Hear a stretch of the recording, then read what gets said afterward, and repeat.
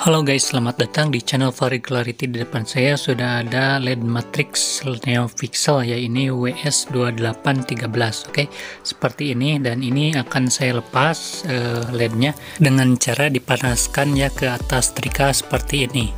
Oke, setelah panas jadi gampang menyopotnya ya, seperti ini. Ini kita copot satu-satu atau bisa sekaligus ya.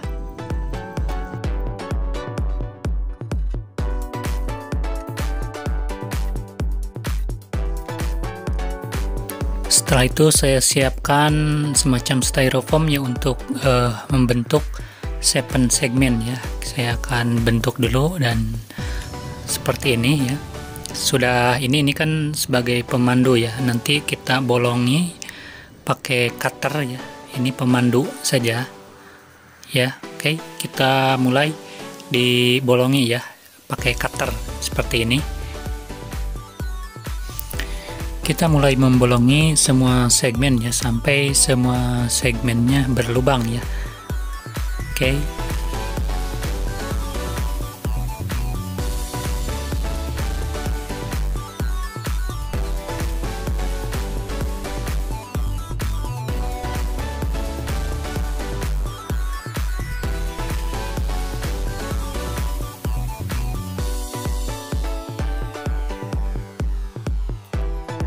Setelah semua segmen berlubang ya, jadi hasilnya seperti ini. Ini 7 segmen 4 digit ya, sudah berlubang. Oke, setelah ini mari kita buat panduan di dalam triplek ya, agar nanti bisa menempatkan LED sesuai lubang yang telah kita buat tadi ya. Oke, saya pasang dulu double tip ya, agar tidak bergeser ya saat pemasangan styrofoam ya. Styrofoamnya biar nanti pemanduannya tidak bergeser. Oke, kemudian saya akan menempelkannya ya dengan posisi yang sudah saya sesuaikan. Oke, nah seperti ini. Oke, setelah ini saya akan buat panduannya.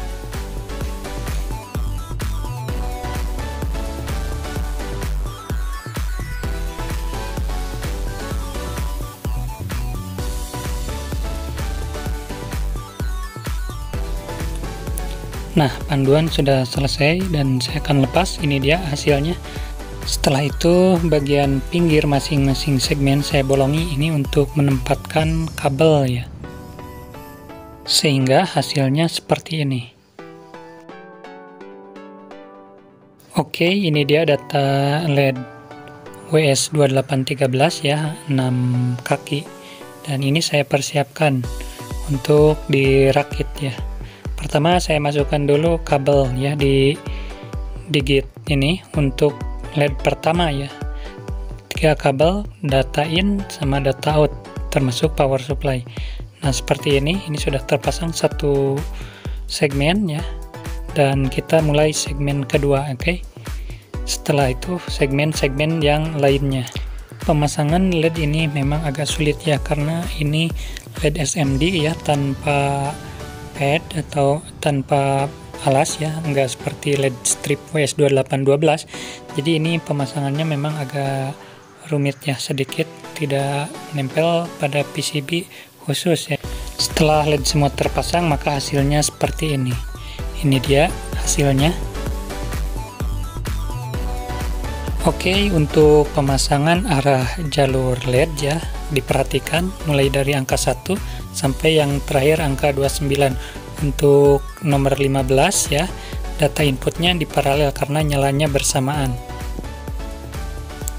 Nah, setelah LED ini selesai, mari kita rakit ya. Jadi pertama ditutup dulu pakai styrofoam 7 segmen seperti tadi. Lalu ditutup. Di sini saya hanya menggunakan plastik warna putih susu, kemudian diganjal sama mika transparan. Oke. Lanjut kita menghidupkan dulu laptop ya untuk mengisi program ya. Programnya ini dia. Dan setelah program sesuai, kita siapkan USB ISP ya, langsung colok ke port USB. Kemudian saya di sini menggunakan minimum system ya, yang seperti biasa seperti ini. Lalu kita program ya di komputernya. kita program, masukkan ke microcontroller. Perhatikan ini saat memprogram. Setelah selesai, ini akan padam. Nah, udah selesai. Kita cabut dulu. Kita sambungkan ya yang panel tadi, panel buatan 7 segmen tadi. Kita ke sini ya. Sini sudah ada ground, VCC sama data pin 4. Oke, mari kita nyalakan. Nah, udah siap. Kita mulai nyalakan. Ini dia hasilnya. Oke, mantap ya, pelangi. Untuk humidity ya masih kosong-kosong karena saya tidak menghubungkan sensor humidity, jadi saya belum punya. Oke, nih tanggal sama tahun ya. Oke, kita siapkan dulu ponsel ya. Di sini sudah terinstall aplikasi BigClock ya. Kita buka BigClocknya, kemudian hubungkan Bluetooth ya. Hidupkan dulu Bluetooth di ponsel, kemudian scan, pilih Bluetooth yang ada, kemudian status akan berubah menjadi tersambung. Nah, ini bisa diatur, contoh ini untuk warna merah, ini untuk warna biru, selanjutnya warna hijau. Ini bisa dikombinasikan ketiganya.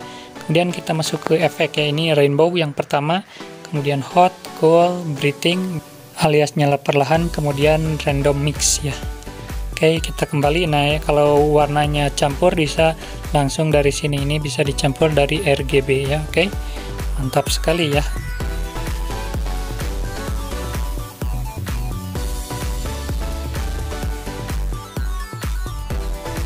Untuk melihat temperatur secara manual, klik tombol ini ya, maka tampilan temperatur akan ditampilkan. Oke, sekian dulu videonya. Terima kasih telah menonton. Sampai jumpa.